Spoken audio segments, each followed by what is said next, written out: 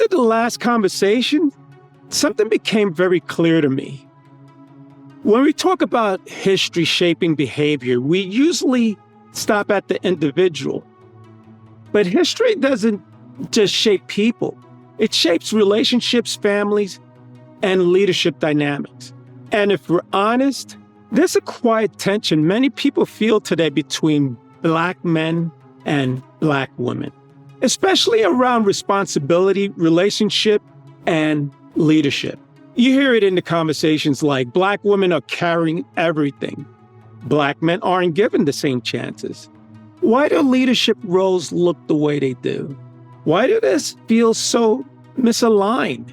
Most discussions turn this into blame, but blame misses the point because what we're actually seeing isn't failure. It's survival responses coddling. And to understand that, we have to zoom out, not to accuse, not to defend, but to explain. For generations in this country, Black men were systematically restricted from stable access to work, housing, and policy-backed opportunities. Employment was unstable. Housing was restricted, to say the least. Public assistance often penalized Black men's presence, and leadership pipelines were quietly closed. That didn't just affect men individually. It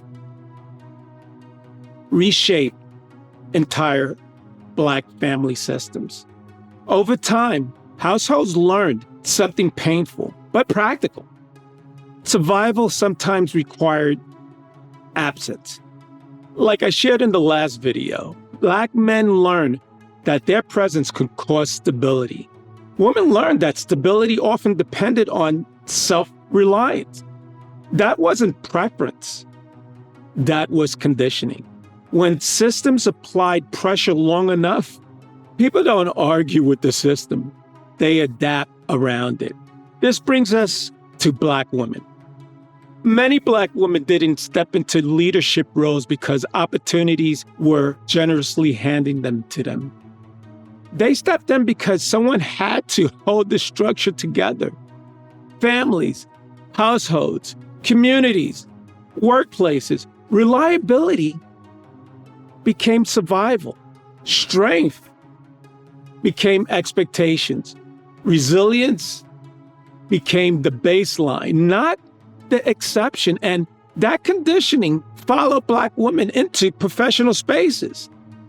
Organizations often came to see Black women as dependable, administratively strong, emotionally durable, low-risk leadership. So yes, Black women are often overrepresented in managerial and administrative roles. But let's be clear, that isn't freedom. That's responsibility without protection. Leadership without margin, authority without insulation, strength without rest. That's not advantage. That's a burden. Now, let's talk about Black men, because their experience runs parallel, not opposite.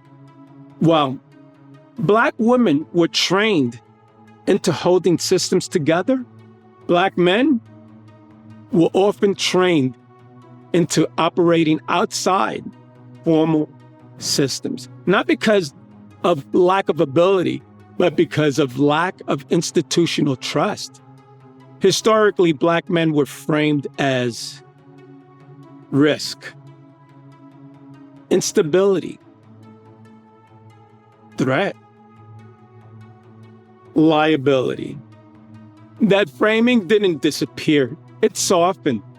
It evolved, but it still remained. So today, what do we often see? Black men with high adaptability, strong situational intelligence, leadership capabilities in informal spaces, but denied mid-management pipelines, institutional sponsorship, decision-making authority. In short, capability without access, skill without trust, and that changes how people show up or withdraw. Where the tension comes from, you may ask? This is where misunderstanding grows. Black women may feel, I had to step up because nobody else could. Black men may feel, I wasn't allowed to step up, even when I wanted to. Both feelings are real. Neither is the enemy. But when survival strategies collide, they look like personal failures instead of historical consequences. So tension forms, not because people don't care, but because they were trained differently by the same system. And when we don't name that, people turn inward or against each other instead of towards the conditions that shaped us. Here's the reframe that matters. When systems exclude men long enough, women are forced into leadership by necessity. When systems deny trust long enough, men adapt outside the system. Both are survival responses. Neither is a moral flaw. We weren't shaped in opposition to each other.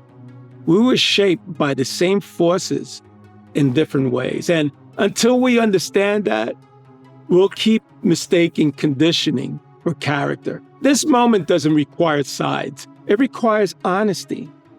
Black women don't need to shrink their strength. Black men don't need to apologize for their adaptation. What we need is shared clarity. Because when people understand why patterns exist, they'll stop weaponizing them against each other. History didn't just happen. It trained. And healing doesn't come from denial or blame. It comes from understanding and choosing to build differently together.